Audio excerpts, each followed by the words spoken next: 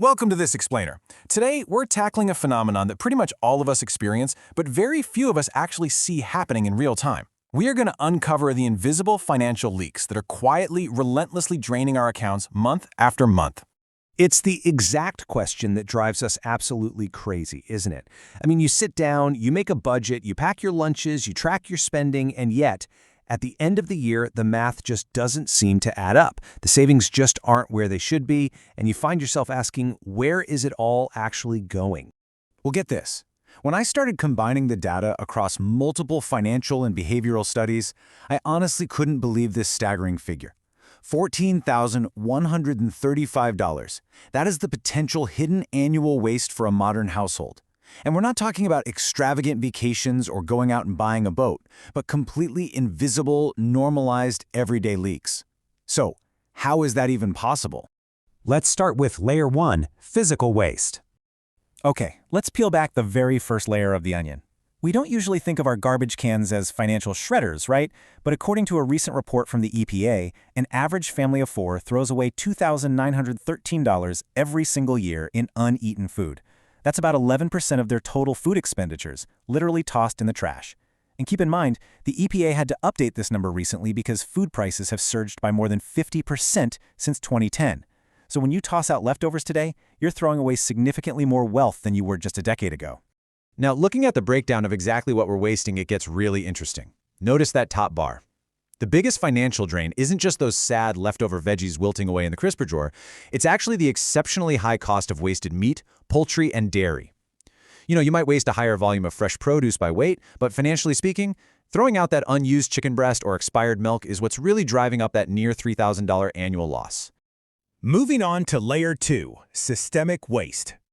Systemic waste is basically the money silently extracted from you simply for participating in the modern economy. So it's not food going bad, it's the friction of just trying to pay your bills on time.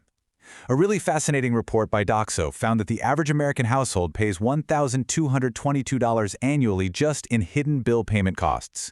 These are fees you pay on top of the actual $5 trillion we collectively owe for our household bills. It's literally the cost of the system itself. Check out how this breaks down. The massive chunk here, $781, is from credit impacts. And a huge portion of that actually stems from complex medical billing errors that ding your credit, which ultimately makes you pay more interest on a mortgage or an auto loan down the line. Then you've got $248 in late fees, $98 lost to fraud, and $95 to overdrafts. The whole bill pay landscape is designed around the biller's needs, not yours. It's this complex maze of due dates and varying policies that are perfectly designed to penalize the consumer for a single slip-up. Next up is Layer 3, the behavioral trap. So we've covered the garbage bin and the bill pay maze, but now we get into the behavioral traps we set for ourselves, especially when we start earning a little more money. The financial experts over at Scriptbox define this trap as lifestyle inflation, or lifestyle creep.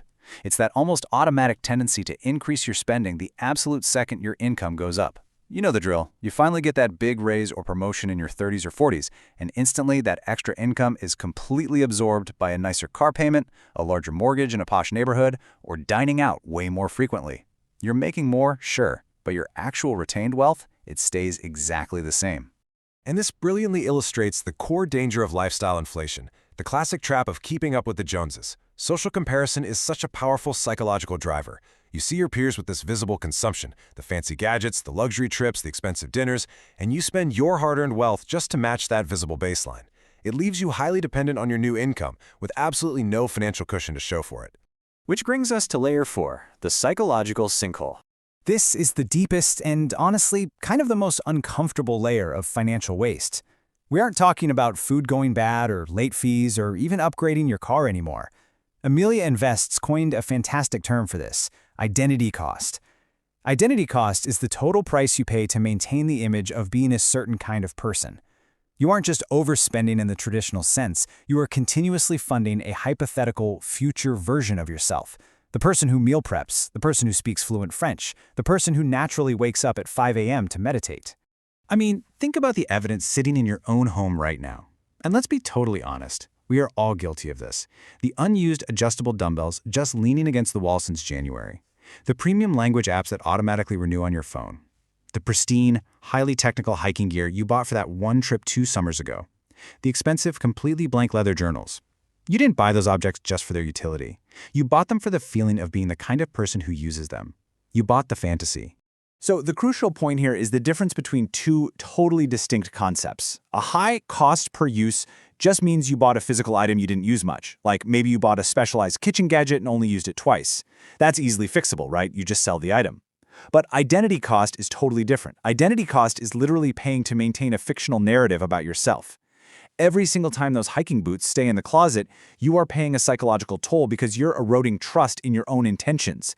And that is a much harder pattern to break. When you actually sit down and audit your bank statements for an entire year and honestly categorize purchases made for the real you versus purchases made for the hypothetical you, the math is shocking. According to Amelia Invests, funding this fantasy self can cost an individual anywhere from $4,000 to a staggering $10,000 a year.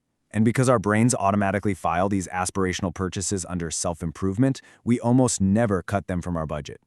So, how do we fix this? Let's talk about reclaiming your real wealth.